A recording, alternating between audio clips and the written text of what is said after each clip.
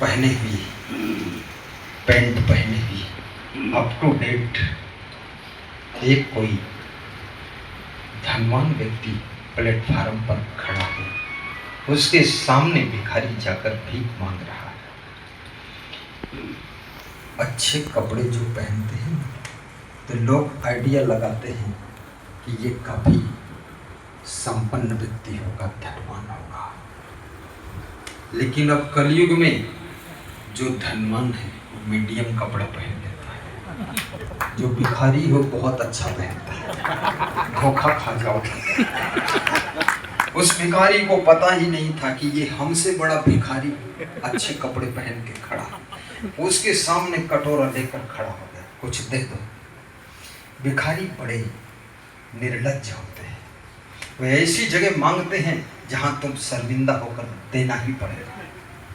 20 लोगों के बीच में तुम खड़े हो, वहां मांगने आ जाएगा, अब तुम सोचोगे ना तुम तो ये 20 लोग क्या कहेंगे, बड़ा कंजर निकला, तुम्हारे शर्म कितने देते। भिखारी भी बहुत चतुर होता है, पढ़ा लिखा हो ना हो लेकिन तुमको तो पढ़ाना जानता ही है, तुम्हें पढ़ा के ले लेता है। मैं लखनऊ में निकला एक बार, गाड़ी को जाम में खड़ी हुई, 10-5 भिखारी आ गए। उन्होंने मुझे देखा, पगड़ी बांधा है, ठीक ठाक दिख रहा है, गाड़ी भी फॉर्च्यूनर है, तो गाड़ी का शीशा खटखटाते थे, खोल दो, दे दे दे दे, कुछ दे दे भैया, दे दे बाबा, एक गुरु दे दे। तो मैंने खोला, कितने लोग हैं? मैं एक नए नोटों की गड्डी रखता हूँ अपनी गाड़ी में, नोटों की गड्डी दे देता हूँ। तो बोला हम 6-7 लोग हैं। तो मैं देना शुरू किया तो वहाँ 20-25 इकट्ठा हो गए, धक्का मुक्का शुरू हो गया। फिर देखा 50-60 आ गए और पूरा ढकेला ढकेला। तो मैंने कहा इसमें तो अपने को भी बचाना मुश्किल हो जाएगा। मैं कांच बंद कर लिया, हमने कहा जो पा गया सो पा गया, और जो नहीं पाया है फिर आगे मिलना कभी दे देगा।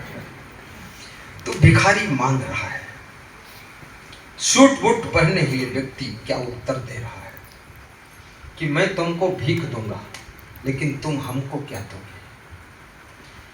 तो भिखारी ने कहा अगर मेरे पास देने को कुछ होता तो मैं आपसे भीख ना मांगता।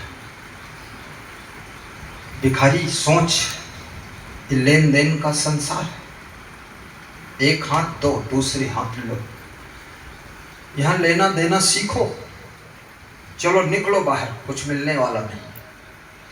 भिखारी प्लेटफार्म से बाहर निकल गया, आकाश की ओर देखा, थोड़ा सोचा, कबीर साहब का दोहा याद आ गया कि गोधन गजधन बाजधन और रतन धन खान, जब आवे संतोष धन सब धन धूर समान, और घर चला गया। दूसरे दिन फिर भीख मांगने आया। ये संतोष धन ऐसा धन है, आज संतोष हो जाए तो कल संतोष नहीं भी हो सकता। अभी अभी संतोष कर लो, शाम को संतोष हट भी सकता है, लालच आ सकता है, इसमें भी खतरा है। ये मत सोचना एक बार संतोष कर लिया संतोष हो गया। संतोष को लोभ हमेशा भगाना चाहता है।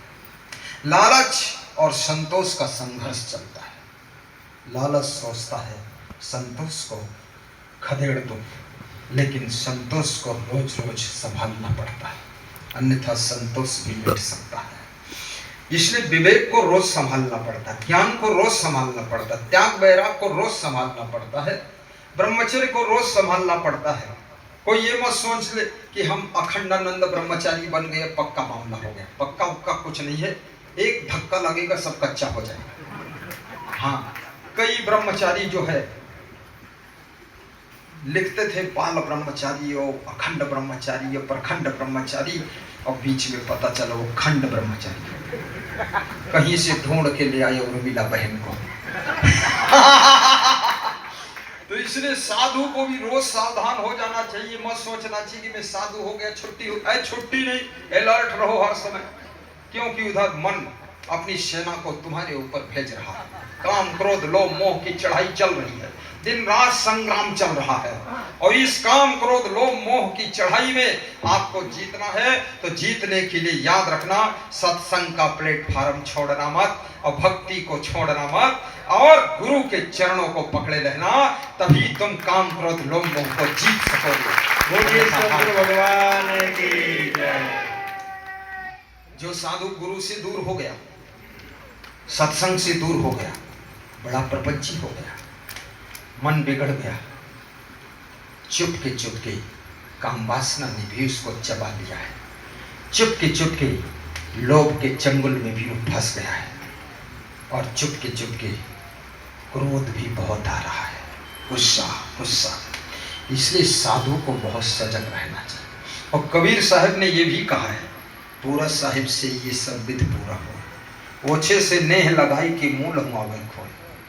जो साधना में पूर्ण है, वैराग्य में पूर्ण है, तप में पूर्ण है, ब्रह्मचर्य में पूर्ण है, संयम नियम में पूर्ण है और जो दया क्षमा संतोष विवेक विचार में पूर्ण है, ऐसे साधु की सेवा करना, पूजा करना।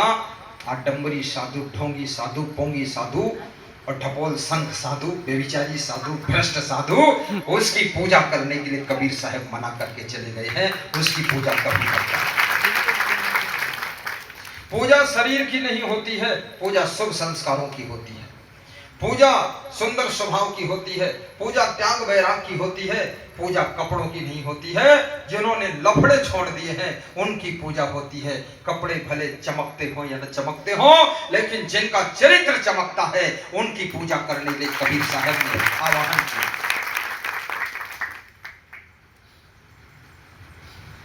तो घड़ी देख लेता हूं, मेरा एक्सप्रेस चालू होगा तो बंबई तक पहुंच जाएगा, क्योंकि कंट्रोल में प्रवचन भी करना है, बहुत ज्यादा ना हो जाएगा। अभी बंद कर दूं थोड़ा और चला, 25 मिनट बचे हैं हमारे टाइम में, चला दूं।